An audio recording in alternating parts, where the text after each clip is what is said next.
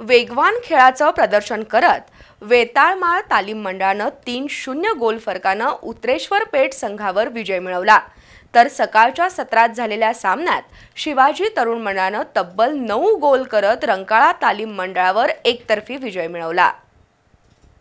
तटाकडील तालीम मंडळ आणि भारतीय जनता पार्टीच्या वतीनं नामदार चंद्रकांत पाटील यांच्या पुढाकारातून अटल चषक फुटबॉल स्पर्धा सुरू आहे।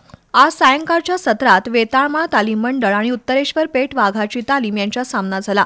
सुरुवातीपासूनच आक्रमक असलेल्या वेताळमाळच्या खेळाडूंनी गोलसाठी वारंवार चढाया केल्या। सामन्याच्या 30व्या मिनिटाला मणिकंदननं, त्यानंतर 37 आणि 42व्या मिनिटाला सर्वेश वाडकरनं गोल नोंदवत संघाला 3-0 गोलनं आघाडीवर नेलं। या गोलची परतफेड करण्यासाठी उत्तरेश्वरकडून विवेक पाटील, मयूर कदम, शुभम जाधव यांनी केलेले प्रयत्न फोल ठरले। त्यामुळे वेताळमाळ संघानं हा सामना एकतर्फी जिंकला। दुसरीकडे सकाळच्या सत्रात बलाढ्य शिवाजी तरुण मंडळ आणि रंकाळा तालीम संघात सामना झाला। सामन्याच्या सुरुवातीपासून शिवाजी तरुण मंडळाच्या खेळाडूंनी एका पाठोपाठ एक गोलची नोंद करण्यास सुरुवात केली। करण चव्हाण बंद्रेनं 3, बसंता सिंगनं 2 तर इंद्रजित चौगुले, खुर्शीद अली, निखिल कदम, देवांश सुतार यांनी प्रत्येकी 1 गोलची नोंद केली।